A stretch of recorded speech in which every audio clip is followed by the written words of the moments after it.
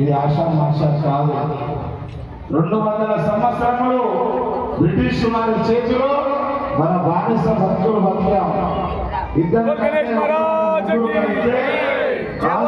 ఉండేది అనాగారంగా అంచువేయబడ్డాం మనం. కరపత్రాలు తీసుకో. ఒకటి కాదు, రెండు కాదు, 200 సంవత్సరములు.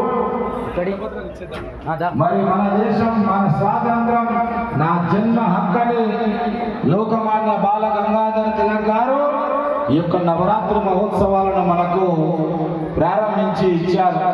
నేడు దేశం, ప్రపంచం అంతా కూడా ఈ వేడుకలు ఎంతో ఘనంగా చేసుకుంటున్నాయి. మన యువకులందరూ కూడా ఏకతాటిపై వస్తారు.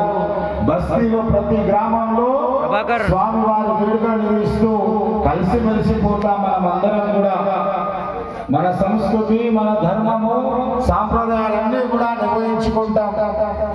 గణపతి నవరాత్రోత్సవాలంటే స్వామివారి పూజతో పాటు మనము మహిళలైతే ముఖ్యంగా పసుపు కుంకుమలు ఇచ్చుకుంటూ ఒకరిని ఒకరు ఆప్యాయతగా కాళ్లకు పసుపును రాసి దండం పెట్టుకుంటాం.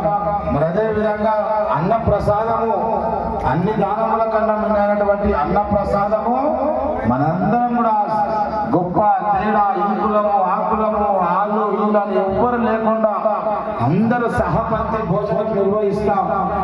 ఇవంతులో ఎంతో ఆధ్యాత్మికత ఇమిడి ఉంది. కాబట్టి మేమందరం కూడా రానున్న తరానికి ఈ యొక్క సాంప్రదాయాన్ని అందిస్తూ ఉన్నాం, అందించాలి కూడా. మరి ఈ సంవత్సరము భాగ్యనగర్ గణేష్ ఉత్సవ సమితి మనకు 5 రకముల సూచనలు చేయడం జరిగింది. పంచ పరివర్తన అనేటువంటి పేరుతో మనకి యొక్క సూచనలు ఇవ్వడం జరిగింది. మనందరికీ తెలుసు, నేడు భారతదేశము ప్రపంచంలోనే 3వ ఆర్థిక అతిపెద్ద దేశముగా నిలిచున్నాం. ప్రపంచంలోనే అత్యధిక జనసంఖ్య కలిగినటువంటి ఈ దేశం